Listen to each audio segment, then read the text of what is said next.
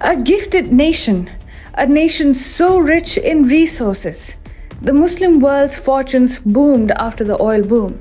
Iran was one of these nations. But today, Iran is not able to feed its own citizens, provide them water, or even electricity. What has gone so wrong in Iran? The simple fact is that power has fallen in the wrong hands. The mullah regime in Tehran has its priorities screwed up. They want to become a nuclear power when the ordinary Iranian does not even have water to drink and electricity to use.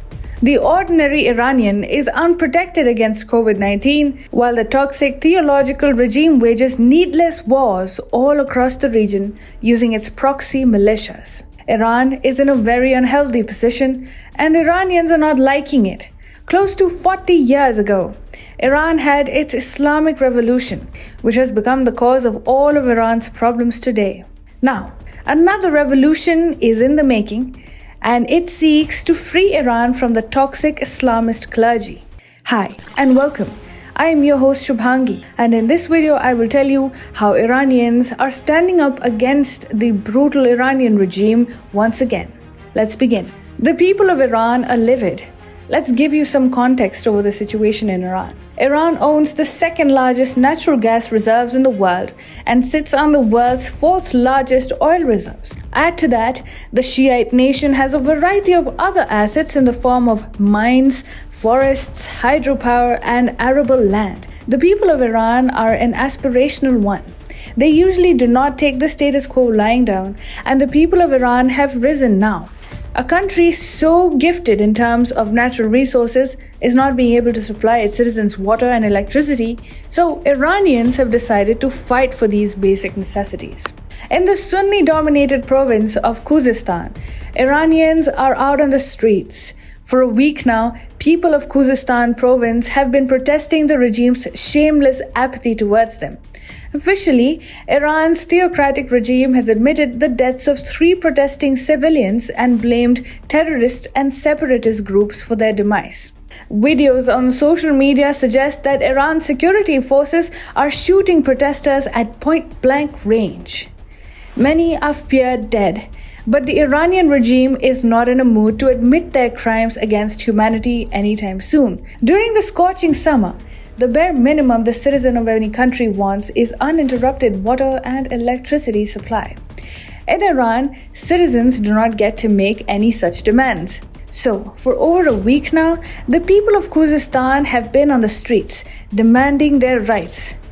Protests have been held in a number of cities across the southwestern province, including in Ahvaz, Ramhormoz, and Suzangard. Parts of Iran have experienced weeks of electricity blackouts this year. Let us also note that protesting in Iran is not a normal thing. You're most probably calling for a bullet on your head from the Iranian Quds force. But Iranians are not backing down. They have no choice. Iran is also faced with the worst drought in 50 years. Although droughts are natural, poor water management all over Iran has exacerbated the crisis, leaving citizens thirsty and scorched. It was only a matter of time before the people of Khuzestan rose against the Iranian regime.